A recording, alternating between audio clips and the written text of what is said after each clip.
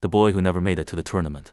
In April 2022, an 18-year-old named Vishwa Dino Dhilan was one of the most promising young paddlers in India. He already had national ranking, titles to his name, and international medals sitting at home, and he was on his way to represent Tamil Nadu at the 83rd Senior National Table Tennis Championship. He and 3 teammates were riding in a taxi from the airport toward Shillong, in the hills of Meghalaya, when a 12-wheel trailer, barreling from the opposite direction, lost control, smashed through the road divider, and plowed straight into their car.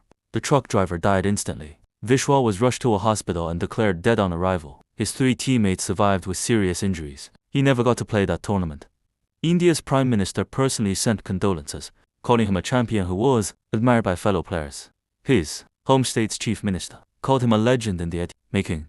He was 18 years old, and the sport lost him before the world ever really got the chance to know him. The match that ended in silence. Table tennis is not exactly known as a high cardio, heart-pounding sport.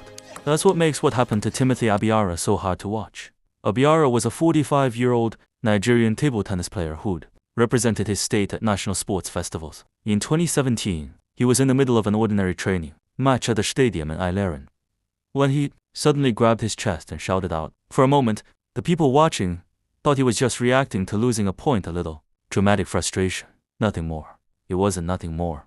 He collapsed on the spot and was rushed to a hospital, where he was confirmed dead. A husband and father of 4, gone in the middle of a game he'd played his whole life. The sports commissioner in his state called it pathetic, not in the mocking sense, but in the old, heavier sense of the word. A tragedy that breaks your heart. It's a brutal reminder that even a sport built around quick reflexes and small movements puts real stress on a beating heart, and sometimes that heart simply can't keep up. The champion killed by his own business partner. Now here's one that has nothing to do with the sport itself and everything to do with how fragile a life can be, even after you've already survived the hardest parts of it. Erwin Klein was one of the greatest American table tennis players of his generation.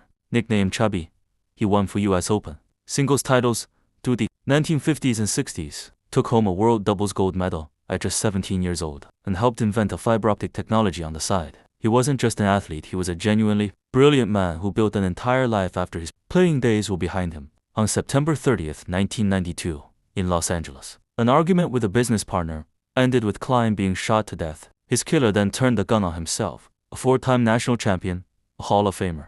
A man teammates described crying over decades later, killed, not on the table, but in an office, over money. It's the kind of death that has nothing to do with paddles or spin, serves and everything to do with how you can survive every opponent life throws at you in sport and still lose to something far more ordinary and far more human.